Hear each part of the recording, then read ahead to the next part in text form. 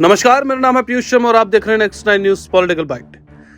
शायद ऐसा पहली बार हुआ होगा कि जब किसी राज्य के निकाय चुनावों के प्रति राष्ट्रीय राजनीति के नजरिए से उत्सुकता देखी जा सकती है।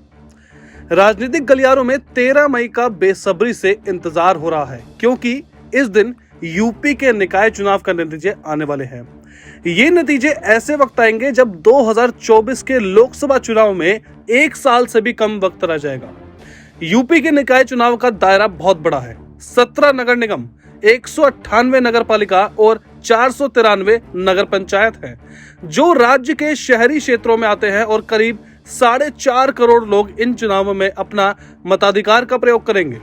जिस तरह पूरी हांडी का एक चावल ही पूरी हांडी का हाल बयां करने के लिए काफी माना जाता है, उसी तरह से यूपी नगर निकाय चुनाव को पूरे राज्य के मूड के जानने के लिए पर्याप्त माना जाता है।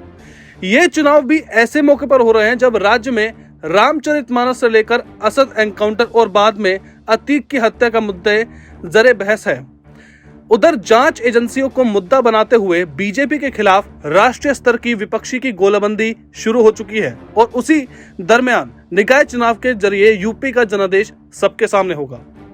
यूपी की राजनीति की नब्ज की था लेने के अगर कोई बेकरार है तो उसकी वजह सिर्फ यह भर नहीं है कि यहाँ से लोकसभा की 80 सीट आती है, बल्कि यह भी है कि 2014 और उसके बाद 2019 के लोकसभा चुनाव में नरेंद्र मोदी के नेतृत्व में बीजेपी ने बड़ी जीत का जो वो रिकॉर्ड स्थापित किया, उसमें यूपी का सबसे बड़ा योगदान रहा।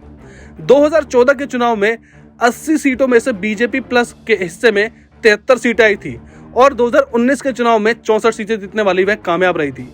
यानी बीजेपी अगर 2024 के चुनाव में रिकॉर्ड जीत हैट्रिक बनाने में बरकरार हो जाती है तो अपना पुराना प्रदर्शन बरकरार रखना होगा।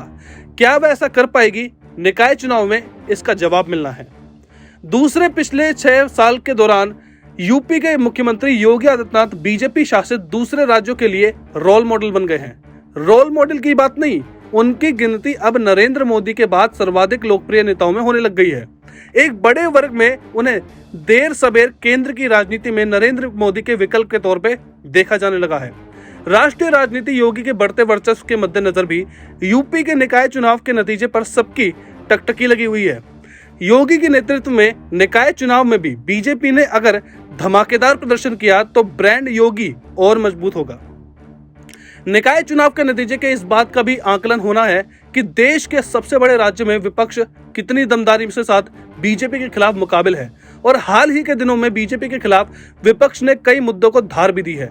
खास तौर पर रामचरितमानस के मुद्दे पर समाजवादी पार्टी ने पिछड़ा वर्ग को गोलबंद करना चाहा। वहीं पिछड़ा वर्ग, जो कि इन दिनों पूरे देश में बीजेपी की ताकत बना हुआ है, इसके अलावा समाजवादी पार्टी खुलकर यह आरोप लगा रही है कि योगी सरकार में एक जाति विशेष के लोगों को छोड़कर अन्य जाति के लोगों की अपेक्षा हो रही है।